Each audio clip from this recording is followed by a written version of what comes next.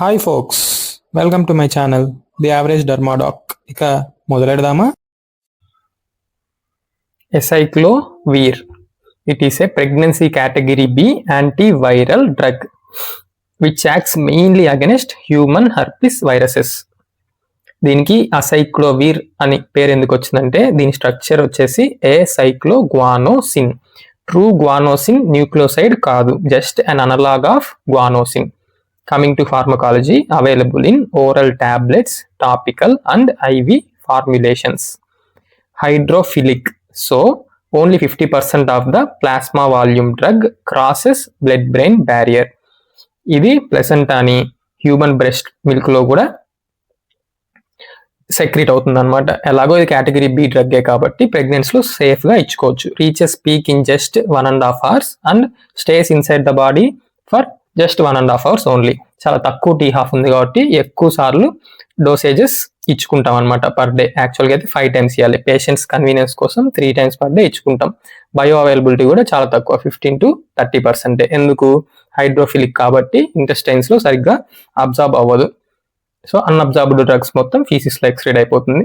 Plasma protein bound కూడా తక్కువే, 9 to 33.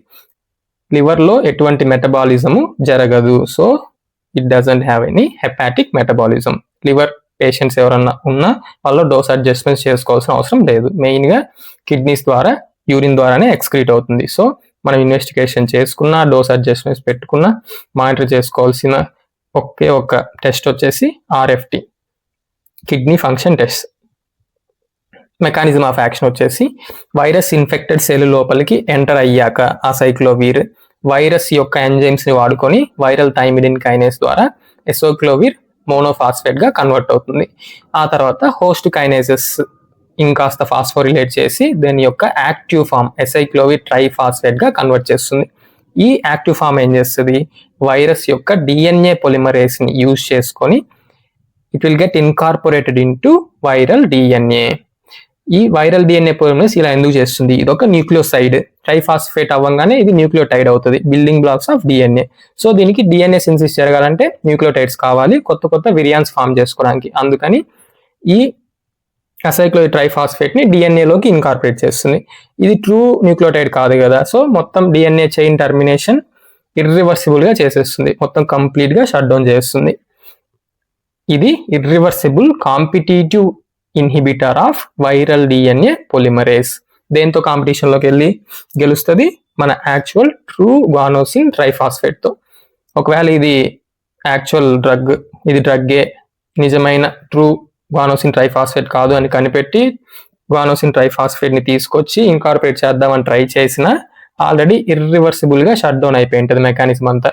So viral DNA పొలిమరేస్ inhibit అయిపోయినట్టే. ఆ తర్వాత ఏం చేయలేదు, ఒక్కసారి అసైక్లోవీర్ ట్రైఫాస్ఫేట్ ని కనుక ఇన్కార్పొరేట్ చేస్తే. Next coming to FDA approved uses. Already చెప్పాను ఏమని, it mainly acts against human herpes viruses. ఎన్ని రకాలు ఉన్నాయి? అవి టోటల్ 8 ఉన్నాయి. టైప్ 1 వచ్చి HSV1, టైప్ 2 వచ్చి HSV2 which causes genitalis and లేబియాలిస్.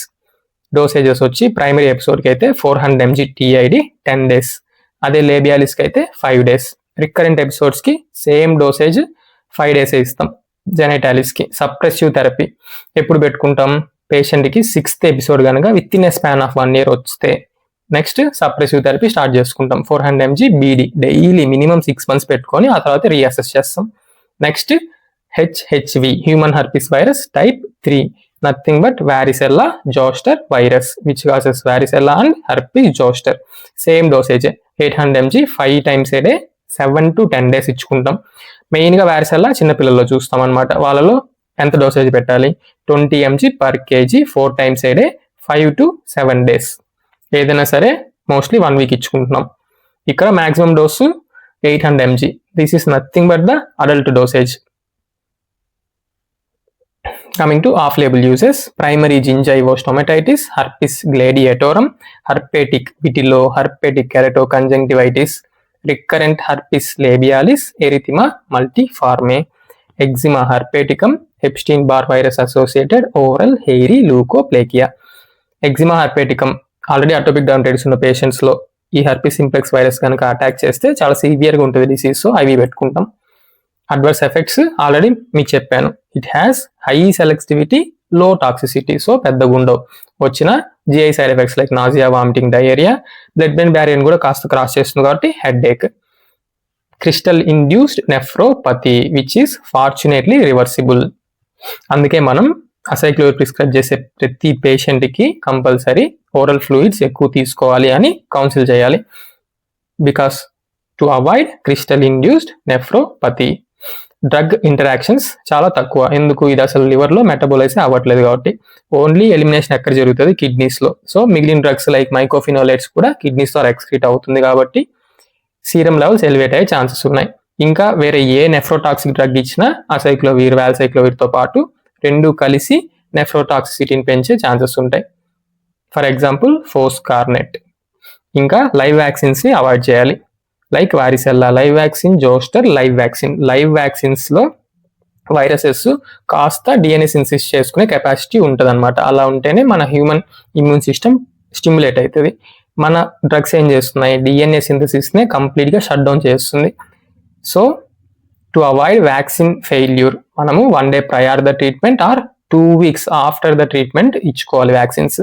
Investigations, monitoring already చెప్పా. కిడ్నీ ద్వారానే ఎక్సీట్ అవుతుంది కాబట్టి డోస్ అడ్జస్ట్మెంట్స్ చేసుకున్నా, మానిటరింగ్ చేసుకున్నా ఆర్ఎఫ్టీ ఒక్కటే. ఛానల్ పేరు గుర్తుందిగా, లైక్, షేర్, సబ్స్క్రైబ్ చేయడం మాత్రం మర్చిపోకండి. Thank you. హస్తల విస్తా, దస్విధాన్య.